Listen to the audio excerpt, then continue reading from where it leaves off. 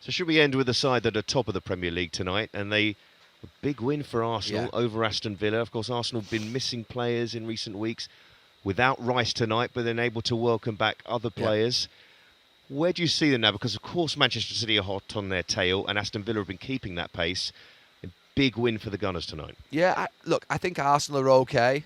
Look, they've got City on their shoulder, which is never appealing, with Pep there and Haaland and other players that have won many titles and Champions League, so they've been around the block. But they're not going to have it all their own way. They're not going to have it easy, and to win your first title is going to be a massive struggle, let's be clear. But they're in that struggle, and they're competing in that struggle. And tonight's a good night for them to win 4-1 against Villa, a team that are in great form and a good run of performances and results. Declan Rice is the one player that you look at that I think if he was missing for a longer period of time, it would cause a real issue. But I've said for a number of weeks now with Arsenal, I am not listening to one single excuse. They've built a squad that is resilient, that is capable of coping with injuries, that's got 2 or 3 players in each position now, that's had a lot of money spent on it, and it's been cured over a long period of time by Mikel Arteta, who's been given a serious amount of time in the job. This has got to be the season where they lift silverware. They've got the Carabao Cup semi-final coming up in a few weeks. They've got, obviously, the Champions League, but the Premier League title is the one. It is the one they have to win. That's the one that's going to really change the goal, or move the goalposts and be a shift. Sorry, what's that? Well, we'll just wait to hear from Ruben Amorim, because it would be nice to find out about the Xerxes situation before we go to clarify it. Yeah, but going back to Arsenal, no excuses. Get over the line in games where you don't play well. They've done that, but they've also, to be fair, I think played well at times this season. So for me, I think they're on track. It's going to be a struggle. It's going to be tight with City. City going to cause them some problems. City might even pop in front of them from time to time. But I do think Arsenal have got what it takes to win a Premier League title, and it's important that they do, I think, for all concerned there. Way they've got a good run of games coming up, and also I guess it quells those question marks about how they do against some of the biggest teams. You know, dropping points against City, losing against Liverpool, who haven't been great this season. That tonight has answered part of that question, hasn't it? Oh, definitely. You know, because people have been looking 2 points. You know, a draw here and Man City win New Year's Day, and then they go top of the league. Now 5 points behind, 3 extra goals as well, because goal difference could play a big part in this, the way how tight it is at the moment. But you look at Arsenal with the away fixtures, with this massive result today, they play everybody else at home, all the big teams at home, bar Man City. And if they could perform like that, I just don't know who's going to stop them. I've said it a long time ago, and I'll stick with it. I think they win this quite easily. Why did everything work for Arsenal tonight? What was key? Well, with Villa, you know what you're going to get with Villa. They want to try and play out. They want to try and play out. They want to try and play through the middle. And that's what and when they get away with it. But they invite you to close down. And that's what Arsenal done. They just kept on closing down. They were nicking it time after time. And when it works for Villa, it's amazing. When it doesn't work, it needs to be changed. You need to get into the front man, hold it up, and then get players around. But today, Arsenal, outstanding. And also defensively so impressive. Yeah, a little bit of annoyance, I guess, for Mikel Arteta. It wasn't another clean sheet. But 92 minutes it took for Villa to have their first shot on target. In terms of restricting a team in form, what a job they did tonight. Yeah, you say 92 minutes. I mean, for me, Ollie Watkins has got to score. He misses the target. If he scores that, he was good... And that was much earlier in the game, and much earlier. Yeah. It was a good chance. So I know they didn't have a shot on target, and they didn't give one up, but they did, you know, they give up a good chance in the game. But yeah, I just felt it was a statement result today. Real statement result. Man City would have been watching that game, and they'll be thinking, wow. Home. Oh, what a second half that was tonight. Yeah, it was amazing. Well, we knew we played against a team that won 11 games in a row, that they're in a great emotional state. They are a really fabulous team. They keep you on the edge in a reaction. And in the first half, in the first 10 minutes, we mistimed a few things, and they opened us up, and they are really dangerous there. After we had some more control, we came up in the second half, and I thought we were outstanding. Today, we did very good first half, differently than the last match in Chelsea. And of course, we were more or less competing well and even getting our momentum and creating chances. But the second half, the first goal changed everything. And we finished losing, but now with the players, my analysis, of course, is after the match how we did here 90 minutes. But overall, the most important for us is try to understand overall how we are. Well, Arsenal have had the results of late, if not necessarily the performances. What a time for them to put in, particularly that second half performance, Danny. Absolutely, their performance was a big statement. It was powerful, full of quality, showed their strength in depth. And let's not forget they didn't have Declan Rice, one of the most important players. But I thought in the first half, when Villa were pretty good actually, and caused Arsenal problems, that partnership that's back together of Gabriel and Saliba gave Arsenal the platform to then go on to have that wonderful second half performance. Now, Villa played through the press beautifully at times in the first half. And look at the pace of Gabriel and Saliba there to then get Rodgers to play a poor ball, and Nketiah sees out the danger. Again, you can see Villa waiting to win the ball back on the transition, which they do really well, and then they play through. And once they do, because Arsenal go after teams at home, which is right as well because they really dominate teams at home generally, when they get into these positions, the two are always close together, they're always communicating, the distances are good. And here, basically, the angle's really difficult there for Watkins to do. And because Saliba's so patient, he's just got this calmness, he doesn't panic. There they are on the press that we're talking about, they commit men forward. And the reason they do it is because they believe and trust their defenders to play one-on-one and to cope. And there's none better, really, than Saliba, when he's on top of his game. Right position again, he's got the athleticism and pace, calm, no danger. OK, the ball could have been better. But time and time again, we saw them break on Arsenal, and the Arsenal back four don't panic. I mean, this here from Saliba, he doesn't know that this is going to be given a couple of inches offside. Look at this. That is just phenomenal.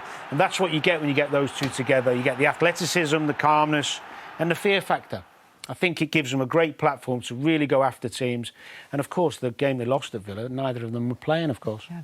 And while Gabriel and Saliba provide that platform for Arsenal on the pitch, there's also the way in which the goal was conceded that allowed them to take advantage of the fact that Villa were then trying to get back into the game. And it was an error from Emi Martinez. Yeah, and it was Gabriel. It was one of the two of them getting in the way, making a use of himself. And Unai Emery, he always does. As he does, yeah. And Unai Emery says it himself. It changed the game. And that's what got the ball rolling. And we knew it was coming. We've seen it before at Brentford this season. We've seen it at Leeds. And we saw it on Saturday at Chelsea, where Martinez just gets preoccupied with the players around him. He's got two there. He's fighting there. And he can't come for the ball because he's just worried about what's around him. And again, tonight, he's preoccupied. He's worried. And from there, you know he's going to be there. You know he's going to be there. Saliba's around. You can see him. You can touch him. And as a keeper, if you're going up amongst bodies and you're going to bring it down amongst heads, you've got to punch it. He doesn't do that. 2 minutes later, Villa react, and they've got their men in around the players, protecting Martinez. Now, this has been going on for weeks. This has been going on since the start of the season. So I don't know why it takes mid-game against Arsenal for it to happen again 3 days after it happening at the weekend for them to react. It seems like it's a bit of a miss, and the manager said it cost them. That said, it was a stunning performance from Arsenal in the second half in particular. They then open up that 6-point gap over Aston Villa. Suddenly it starts to look a lot more comfortable. And yes, Manchester City have got a game in hand that they'll play on New Year's Day. But it feels like a big one, that in terms of the title race. Have they seen off one of the main contenders? Not just yet, but they've shown everybody they mean business, and a couple of bad results or a couple of draws and one loss doesn't define their season. Look, they're wonderfully physically, defensively brilliant. There's been a little bit of criticism recently on lack of creativity and too many goals off set plays. But they've got so many players now who are fighting for positions in the forward areas. You're going to see an uplift, I think, and more intensity from the forward players. Jesus is coming on scoring. We don't think we saw Eza today. They've got so much talent. I think they'll just spur each other on to do more and more. And, it's a big day for them and a big statement. I think each win like this, each big win they have is a massive hurdle, particularly at the Emirates, where they get really, really nervous. Yeah. They're waiting for that trophy, and that feeds onto the team. And that we saw it previous seasons. We saw it last season, the Champions League. They get nervous. So big statement wins like this, big moments. You look in the next one, possibly the League Cup coming up against Chelsea. That's another big statement in there. It's going to be each one brings on that little bit more belief. I'm so happy.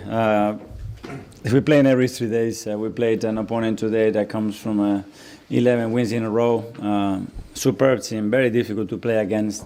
And we knew that we were going to have periods throughout the game. And we talked about emotionally how demanding it was going to be. And we struggled in the first 10 minutes, arriving a bit late, playing through us and creating some open space situations that they are very dangerous at. And then we adjusted, get a bit more control, 2 big chances by Victor and the other one a scrappy situation inside the box. Didn't manage to score in the second half. We clicked. Everything went much better, timings were better, individual roles fulfilled in an extraordinary way, so efficient in everything that we did. And unlike the last few games where we had so many big situations, today we were very prolific and accurate to make the difference there. Villa, sorry, just quickly. Villa have been a team that have really hurt you in previous seasons. Is there more of kind of a swell of happiness when you manage to get one over a side that has damaged you so much? Well, especially when you play against a team that is in such a moment as well, and they are really good. They are extremely well coached, very clear what they want to do, how they want to hurt you, and they are very efficient at it. So they can drag you into a game that is constantly a very thin line, and you have to navigate there, be comfortable navigating through that, and we did it in a difficult moment, and then we took the opportunities in a great way. Arteta. Hi, Miguel. You mentioned in the last couple of games you wanted the margins to be bigger, and obviously they were tonight. I was just wondering, after that first goal went in, it seemed like the players really smelled blood. Mm-hmm. I was wondering if you think that's a fair way to assess that kind of period in the game, and how you saw that situation. Yes, and we wanted to continue to go, and we talked at halftime the things that we have to alter to be more efficient. But actually, after you have to, then you get more blood, but after you have to really grab it, and we did it. And I think individually we had some huge performances. We were very efficient in the final third, attacking the box, and that made the difference. Sam Telegraph. Hi, Miguel. Hi. Tonight and at the weekend, Martin Odegaard looked the Martin we all remember. How important was he tonight, and what's clicked with him, do you think? Well, that he needed some consistency as well, and some games. Obviously, he had 2 times the shoulder injury, then they had the knee injury, big knee injury, and that takes a little bit of time. But now you can see that he's flowing, that his energy level is back to where it is, that he's taking risks, that he's affecting the game in a great way, and I think he was really, really good today again. Alex Bixie. Hi, Mikel. Just looking back on this month now that it's finished, you think you've played like potential champions, maybe not your best at times, difficult moments, and producing a performance like that to win the month? Well, I always said that to continue to win, you have to win in different contexts. And some games we've been very good, and the margin should have been much bigger, and we didn't manage to do that, so we went for smaller margins, And today maybe the margin wasn't that big, but we made it because we were extremely efficient and ruthless in the opposition box. And that's the way. And we won with a lot of injuries. Today we lost Declan, Ricky. Some other comes back. Gabi comes in after such a long time without scoring a goal, and he scores a wonderful goal. I mean, everybody's ready to contribute, and that's great. Charlie, son. Can I just ask you about the 2 Gabriels? They've both come back. You must be so pleased for both of them. Very different stories, but they've come back at the same time. Yeah, about Gabi Jesus I already spoke. Big Gabi, he comes from injury of 6 weeks. That probably should have been a bit longer. He plays against probably the team that is the hardest to control, especially the front players and the striker that they have in terms of their movement, and he impacts the game in an incredible way, both defending and in the opposition box. Was there a handshake at the end? We couldn't see whether you shook hands with their manager. You saw it, but it's okay. It's all good. Was that unusual? Was it disappointing? No, that's okay. That's part of the game, and it's not an issue at all. James, yes, good. Firstly, just check on Declan. Do you expect to have him back for the weekend? Depends. So that swelling has to come right down. for him to have the chance to function.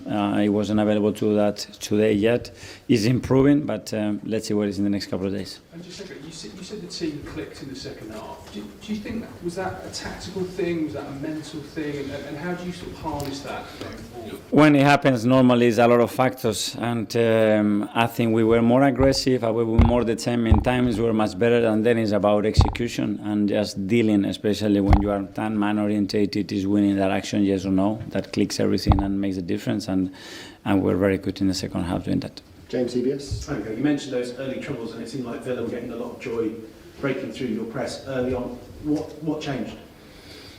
Well, that's certain individual behaviors had to change, because the moment that you allow them to attack your back, it's a big problem, because they have runners from inside, they have people that can pick up passes from deep positions, they have players in the last line that are excellent at making the runs, pulling shoulder and attacking your backs, and you have to control that, because every time you give the ball away, they have the capacity to do that. And how well does it reflect on your team that they didn't drop back, they didn't try to mitigate? I really like that, because you're gonna go through different patches in periods against top opposition like Villa, and then you still have the ability to come out in the game and deserve to win it. Okay, last couple, Phil, PA.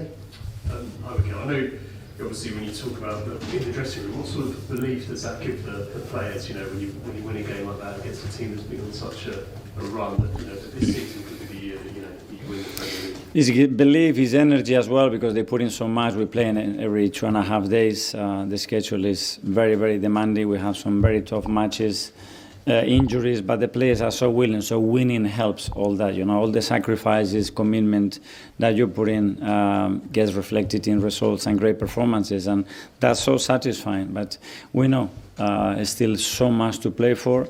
It's a great way to end the year, that's for sure, and tomorrow have a good night with our families.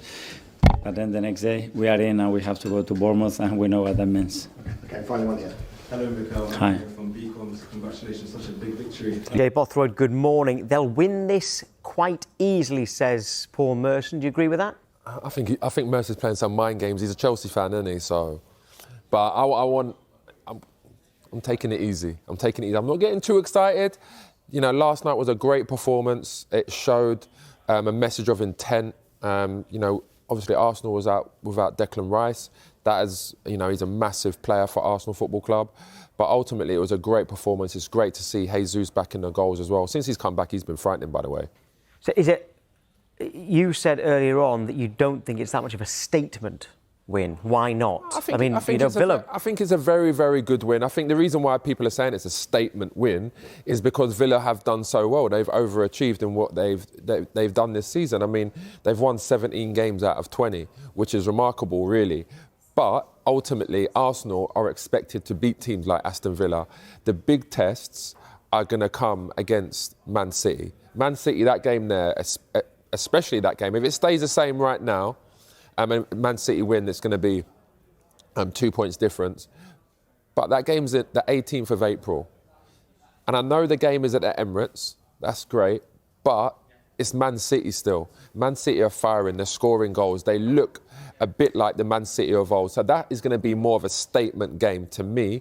The Liverpool game next week as well. That's more of a statement game. Even though Liverpool have been, off it this year, they've still got the players to hurt teams. Yeah, the game's at the Etihad, by the way, so it is. Oh, sorry, yeah, it is away, which can make it even harder. But that's the last of the kind of the teams around them. Yeah. Because everyone else, as Jamie Carragher, I'm sorry, Paul Merson was saying there, the rest of them are all at home. Yeah. So that's the one. The Arsenal need to have. At the moment they've got 5 points gap, but Manchester City play tomorrow, which could back to 2. Do they need more than a 2-point lead going into that game in April? I mean, you definitely would like it, just in case, because like you said there, at the Etihad, Man City are playing really well now, scoring goals. Their big players are playing really well. Cherki's arrived and doing ridiculous things. There's talk that Semenyo is going to be going there. It looks like he is. So, again, they got more quality coming in. I just feel like last night was a great performance, and it showed how good Arsenal are. There's levels to this. Arsenal are a different level to Aston Villa, and that's no disrespect to Aston Villa, because Aston Villa are a fantastic team. They got a fantastic manager. Everything about them is really, really good. They're on the ascendancy. But Arsenal, their direct competition is Man City and teams like Liverpool, and that's the teams that they're going to need to beat starting next week with Liverpool, and then obviously that City game. Guys, it's a big question. Well, if Manchester City as a football club didn't exist, I'd be very confident. But unfortunately, they do. And they tend to get very good this time of year. So look, if they start, going off the boil now, which they don't tend to do, then yeah, sure, I'd be very excited. But there's a long way to go. If they win all their games, they win the league. If we win all our games, we win the league. So it's in both teams' hands. If Man City are in the title race, they normally win. The 2 times Liverpool won it. Man City were nowhere near. It was us last time, and there was kind of no one that other year. So it's always a scary time. But I think like we say, we're fully equipped to do it. We've invested in the squad. We look good. It was a good win last night. We're managing the Christmas period very well. It'd be great if those 115 charges could drop and they could lose a few points. That would be lovely. I don't know when that's going to happen, but hopefully something like that could. Yeah, well, all charges denied, by the way, by Manchester City. Now, Jesus came on and scored immediately yesterday. Yes, I don't know if you were watching this show yesterday, but I launched a staunch defence of Victor Gyökeres. But now I'm going to ask you, should Jesus start in front of him now? I think if Jesus hadn't just come back from a very big injury, the answer would be a very easy yes, to be honest. That would kind of give Gyökeres the opportunity to play himself back in. I think he's struggling a little bit at the moment. Looked a bit better last night, to be honest, but every time Jesus comes on, even if he doesn't score like he did last night, he's electric. Everyone around him tends to get better. He's running off players. I don't know if you think the same, Jay, but the whole team just suddenly looks better. And I don't know if that's just because we're more used to seeing a fluid Arsenal like that, and we're still trying to bed in Gyökeres. But I would be starting if his body was fine. Havertz is coming back now too, so I'd be liking to kind of rotate the 3 and bed in Gyökeres a bit more that way, I believe. Well, to be honest, Toby, I agree with you. Jesus has been fantastic. Jesus has been fantastic since he's come back. He's a more rounded forward. You can play the ball into him. You can expect that he's going to take on players. He can score goals. I wouldn't say he's a prolific goal scorer. I don't think Jesus will ever score 20 Premier League goals, but he's a fantastic player. He's one of our best attackers when he's fit, and he needs to stay fit. But I'm going to ask you, Toby, when everyone's fit, absolutely on blob, number 9, who is playing for you? Because I look at this and I'm saying Jesus is first, Havertz. I'm putting Merino in there before I'm putting Gyökeres in there at 4th. Because I don't think that Gyökeres has enough to his game. I think when you're a striker at Arsenal Football Club, you need to be well-rounded. That's why, we was all talking about the likes of Isak coming, or for me, I was talking about Isak, Alvarez, Ekitike, coming to Arsenal to be a number 9 because they're more well-rounded players. Where I look at Gyökeres, and he is a good player and he has had a great career, but I just don't think he suits the Arsenal style. I agree. Yeah, I actually agree with that list. I'd even put in Trossard maybe 3rd ahead of Merino as a 9 option. He's done it a few times for us and he looks great. But whilst he's bedding in, I do think just having those other players is really important. But Gabriel Jesus, for his 22-23 season, if he come back, I don't think there's a player other than Erling Haaland in the Premier League I would rather have. He was unbelievable, and I think that list is kind of correct. I think he is, when he is on form, that good. Unfortunately, just before the World Cup, his knee injury, let him down a little bit, and we haven't seen the same of him since. So, and he does look, dare I say it, touch wood, look like that player since he's come back, and I just hope his body can hold up. Toby, I don't want to come across like I'm being really, really harsh on Gyökeres, but when I look at Gyökeres, he strikes me as the kind of person, his whole body language and demeanour is like, I'm just happy to be here at Arsenal. Whereas when we look at the greats that Arsenal have, the number 9s, Righty, come in there, this is my team. Then you got Bergkamp that came, and Nelka, you look at Henry, then Aubameyang. A lot of them had slow starts. All of them, Van Persie, but all of them are to levels. Yeah. They're fantastic players, but they come in there with the kind of attitude I'm the best player. I'm going to play, I'm going to score goals. When I look at Gyökeres, he's just happy. He looks to me like he's just happy to be a part of it. I think there's a really interesting similarity. So I remember when David Raya first joined and there was the whole Ramsdale situation, he looked like he was apologising for playing, like it wasn't his shirt. And it was kind of very similar to Gyökeres, obviously completely different positions. But the way they looked mentally just didn't look like they were part of the club. And it took about 6 months, almost one international break, he came back and he was like, no, this is my shirt, this is my team, this is who I am. And suddenly he's become world class ever since. But it did take that 6 months to bed into the team. I just wonder if Gyökeres is going through that. You're right. But Toby, you do get assurance. I mean, I know that at one point there was Raya and Ramsdale. that's fine. But I'm pretty sure, in fact, that Raya got assurances from Arteta saying, you're my number one.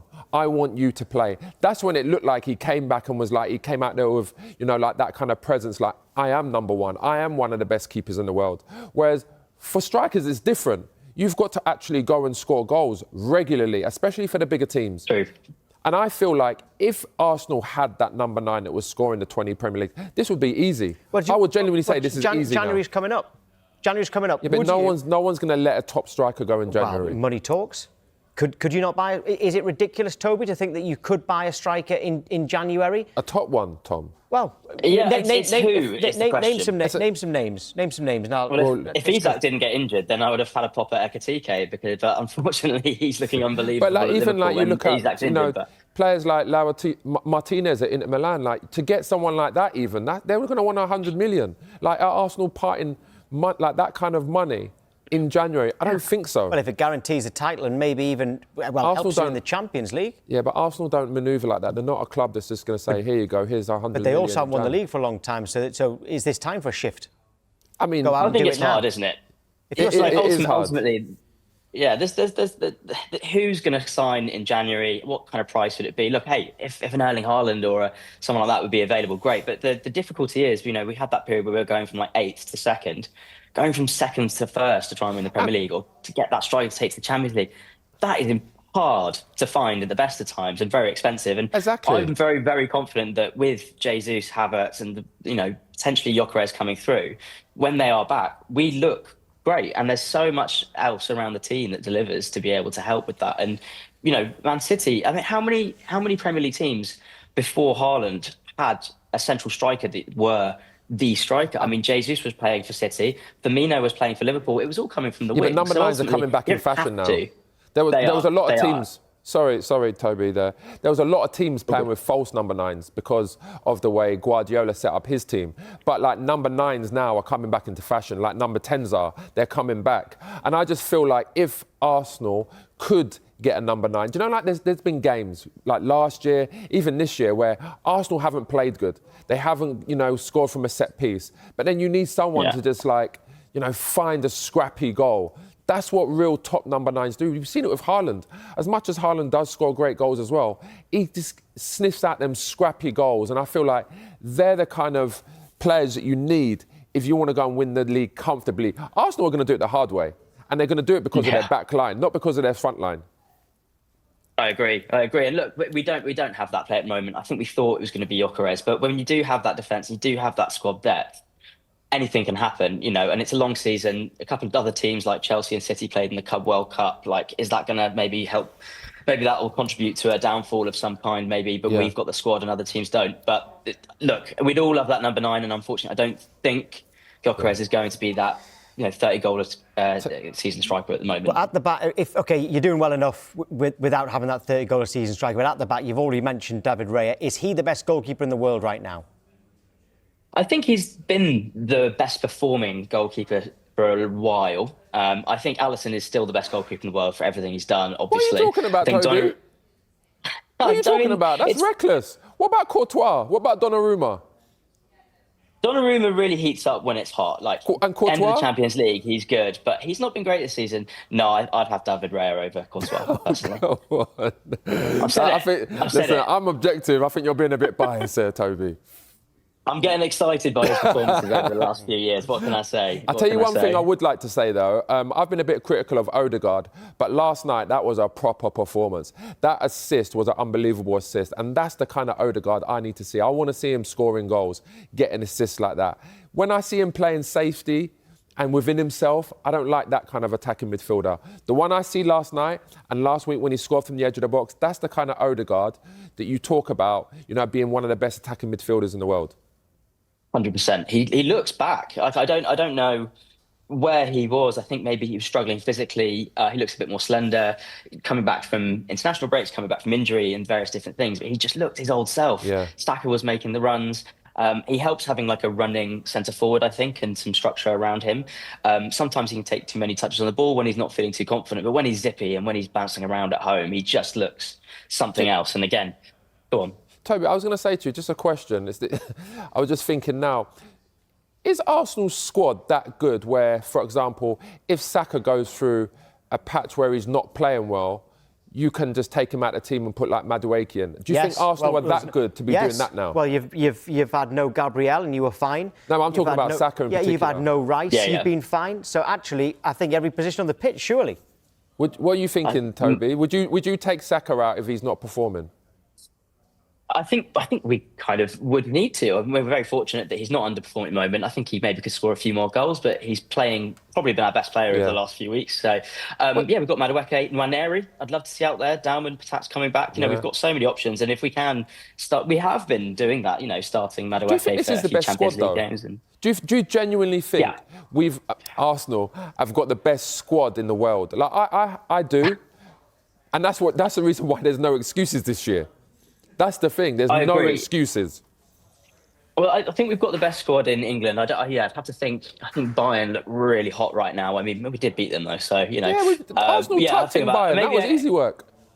Yeah, that's a good point, to be fair. So, look, I think we've got a really good squad, and it is no excuses territory in that sense. I think there are other teams that maybe have a slightly better first team, perhaps, but as a squad to go the distance in a league, I think we're the most equipped we've ever been. So, 100%. As long as we don't keep dropping like flies at the back, hopefully we should be all right. I don't have to keep playing Declan Rice at right back. We're asking fans for one prediction for 2026. It can be as outlandish or as safe as you want. What's yours for Arsenal, Toby?